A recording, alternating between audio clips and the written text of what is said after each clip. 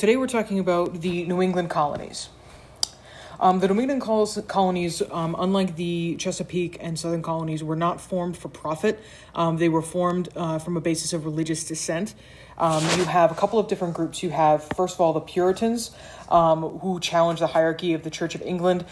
Their goal was to purify the church, hence the name Puritans, and get rid of all kinds of church structure after the Reformation and stuff. They're not big fans of religious tolerance. And so they're the first dissenters. Then you also have separatists who were trying to create their own separate churches instead of changing the whole Church of England. So they want to get out. The Puritans just think that they can fix what's wrong with the Church of England. One of these groups, it's a separatist group called the Pilgrims, whom we know very well. They crossed the Atlantic in 1620 and found Plymouth Colony. Obviously, before landing, they signed a document called the Mayflower Compact, which is an extraordinarily important document in U.S. history. It's what we call a foundational document. And the reason that it's important is because it is one of the first sets of self-governing agreements in the American colonies. So it's what we call a self-governing agreement or charter. And it was signed by all the passengers on the Mayflower and an agreement to form their government and obey their laws. And then, so that's the Plymouth Colony, and then Massachusetts Bay is founded in 1630. The New England Puritan colonies, mainly farming, fishermen, and tradesmen, are the people who lived there. The government was a combination of a republic and a theocracy. Now, a republic, if you remember from your unit on Rome last year, a republic is a government with some elected officials, meaning that the people vote on some of their officials, not all of them. And then a theocracy, again, if you remember last year from ancient Greece, perhaps, is a government by religious leaders, right? Theos, meaning God or something divine. So Puritan male church members would vote for governor and the assembly. Very strict religious laws and everything. Obviously, no tolerance. And that's going to play a big part in the future of the New England Puritan colonies, especially Massachusetts. Their Indian relations, it's pretty par for the course for England. Lots of forced conversion. Love that. That's sarcastic, by the way. And they steal a whole bunch of their land, which leads to war. And we'll get to a couple of different Indian wars between the New England colonies and Native Americans in a minute. So you have Plymouth here, 1620. Then you've got Boston in 1630. Providence, 1636. And, Connecticut here in the later 1630s. Maine is actually part of Massachusetts. And then New Hampshire is sort of its own thing, as usual. So the thing about Puritan colonies is that, again, they had a lot of religious intolerance, which ultimately led to the foundation of new colonies, specifically in the instance of Roger Williams. So Roger Williams doesn't believe in the Puritan policy of taking land by force from the Native Americans. He thinks that that's a bad thing to do. So naturally, he gets kicked out.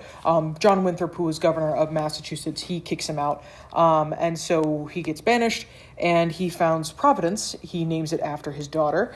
And he had actually purchased that land from the Indians, which was something that, no other English colonist would have thought to do, is offers the Native Americans something in exchange for their land. Every male could vote in Rhode Island, and religious freedom and separation of church and state were also big tenets, big components of Rhode Island's initial charter.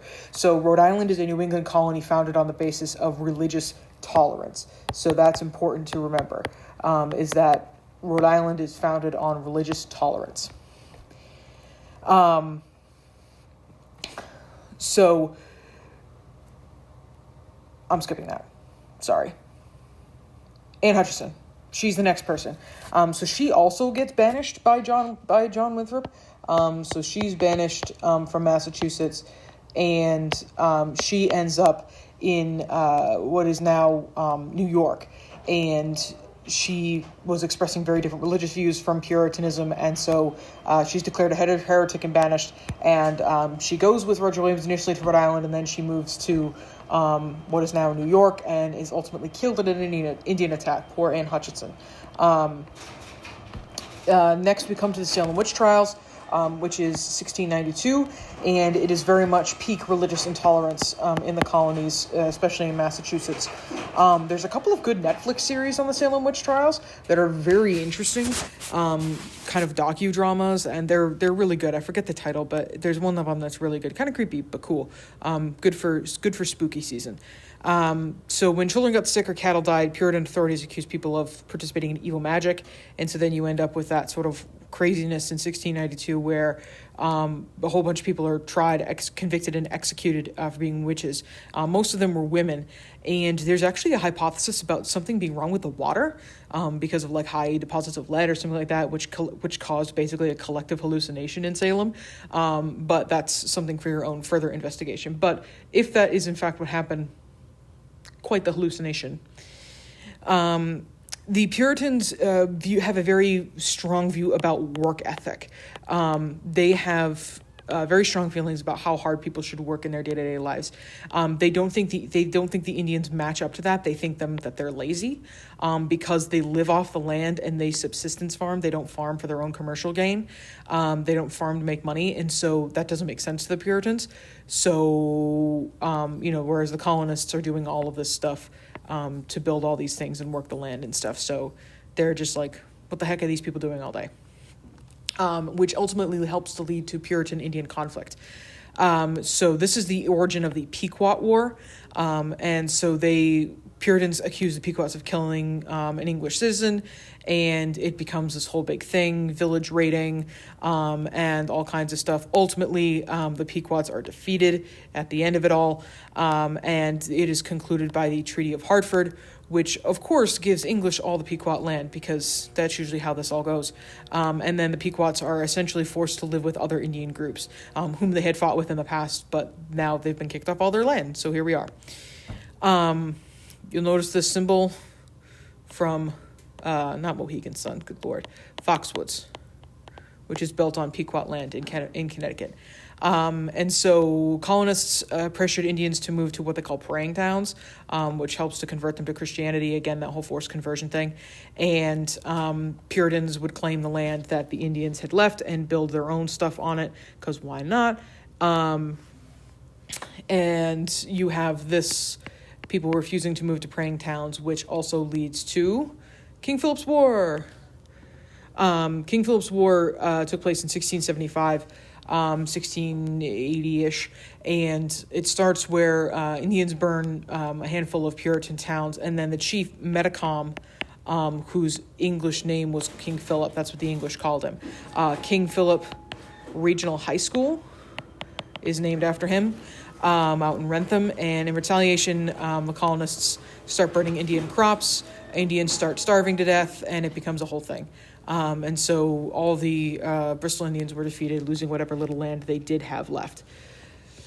So the division of the land taken from the Indians, it divided among themselves. So the refugee Indians, what they end up doing is they either flee to Canada, they raid the New England frontier, and they also end up siding with French in the conflicts versus the English. And this is going to come back in the 1750s with the French and Indian War.